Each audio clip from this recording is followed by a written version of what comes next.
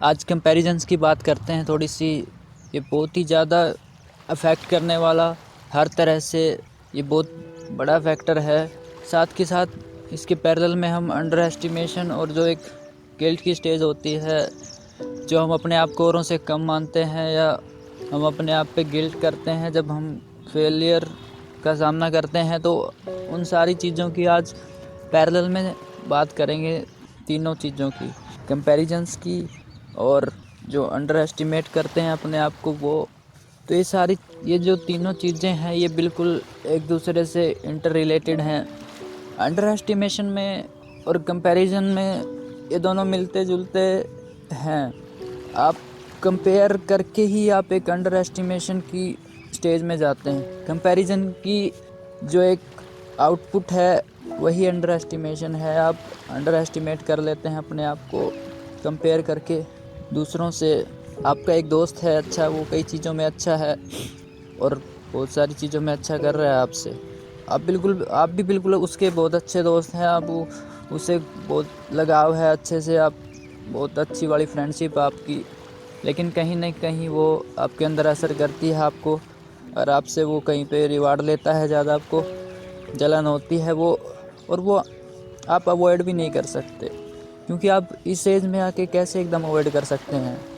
जो चीज़ पिछले 15-20 साल से आपके अंदर डेवलप हुई है, सोशलाइज तरीके से आपके अंदर डाली गई है, आप उसको अवॉइड नहीं कर सकते। याद करिए वो बचपन का स्टेज, जब आप पैदा हुए थे, जब आप 2-3 साल के थे, क्या आप कुत्ते बिल्ली गाय को कंपेयर करते थे आपस में?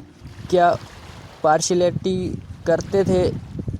जितना आप बिल्ली से खेलते थे, क्या उससे कम या क्या उससे ज़्यादा आप कुत्ते से खेलते थे? या जो जितनी भी चीज़ें हैं आप सबको सेम कंसीडर करते थे। आप मतलब आपके लिए कोई भेदभाव था ही नहीं। आप जैसे अपनी माँ के साथ खेलते थे वैसे ही आप कुत्ते के साथ खेल रहे थे बचपन में। तो वो एक स्टेज था जहाँ पे आपको अगर फील करना हो कि एक बिल्कुल कंपैरिजन फ्री स्टेज कैसा होगा, तो मैं उसका ये एग्जांपल दे रहा हूँ। जब आप अपने बचपन में जाके देखेंगे, और वो उस टाइम पे इतना खूबसूरत क्यों था? क्योंकि आपके पास, आप अलग नहीं हुए थे, आपने अपने आप को अलग नहीं माना था। उस टाइम पे आपके पास इतनी समझ ही नहीं थी कि आप अपने आप को अलग कंसीडर करें। आपको पता ही नहीं था आप कौन है, इसलिए आप सबको एक जैसा देखते थे, सबको एक जैसा समझते थे। वहाँ पे ना अंदर कोई दुख होता था, ना कोई रिग्रेट, ना कुछ भी आपके अंदर एग्जिस्ट ही नहीं करता था उस टाइम पे।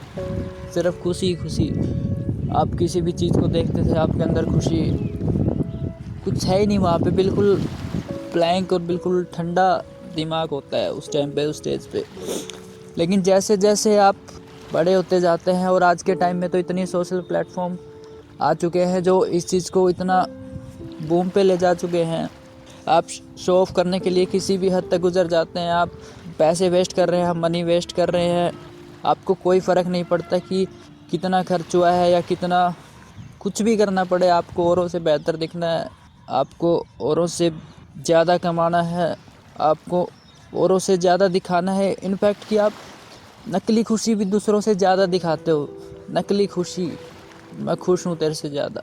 मतलब आप देख सकते हैं कि किस तरह का मेंटल स्टेट हो चुका है आज के टाइम का, कि एक तो पहले ही दुखी है, और जो दुखी है वो आपस में ये दिखा रहे हैं कि मैं तेरे से ज़्यादा दुखी नहीं हूँ, मैं तेरे से थोड़ा कम दुखी हूँ।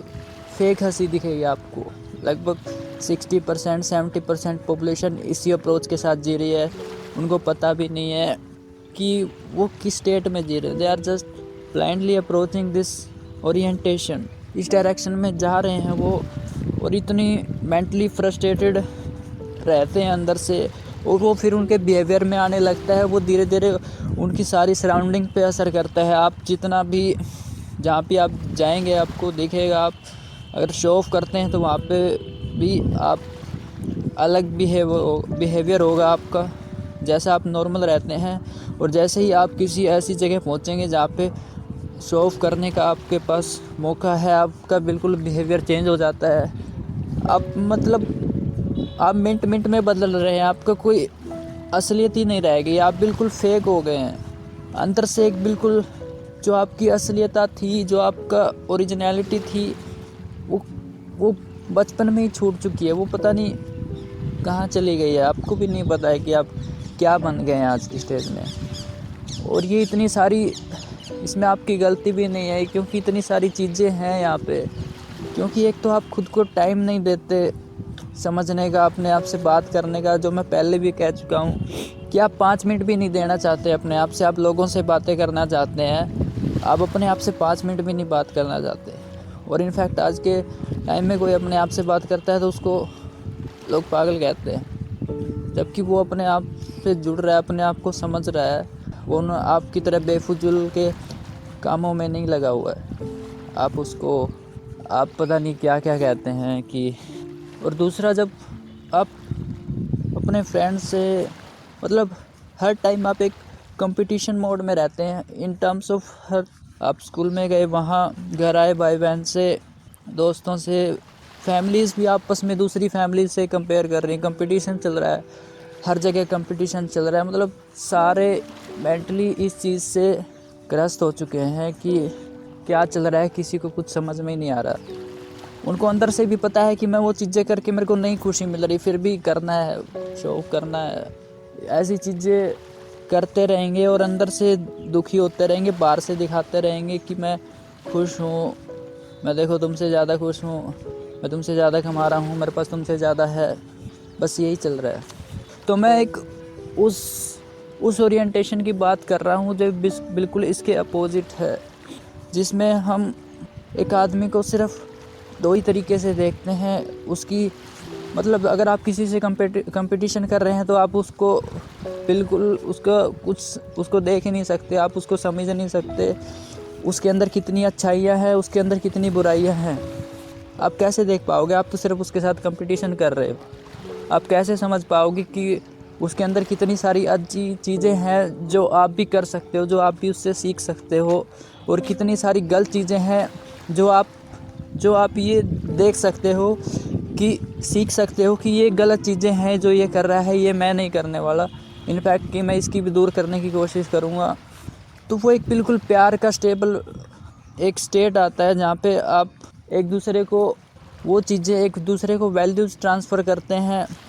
जैसे कि आप उसकी जो गलत चीज़ें हैं आप उनकी दूर करवा रहे हो, उसकी अच्छी चीज़ें अपने अंदर ले रहे हो, वो आपकी गलत चीज़ों को दूर करवा रहा है। तो this is called a true friendship, जिसमें दोनों का अच्छा हो रहा होता है, वो दोनों बढ़ रहे होते हैं, वो दोनों ग्रो कर रहे होते हैं एक दूसरे की वजह से वो हर रोज़ बढ़ रहे हैं।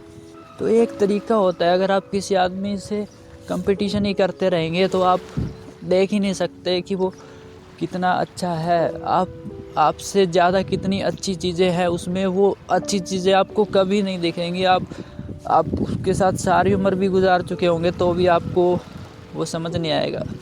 आपका ध्यान तो कंपटीशन में है, आप नहीं समझ सकते। तो ये मैं कंपैरिजन पे क्यों बात कर रहा हूँ, क्योंकि ये बहुत ज़्यादा बड़ा फैक्टर है जो पूरी तरह से हर लेवल पे, हर जगह पे, हर टाइम पे आजकल हो रहा है। और उसके बाद रह जाती है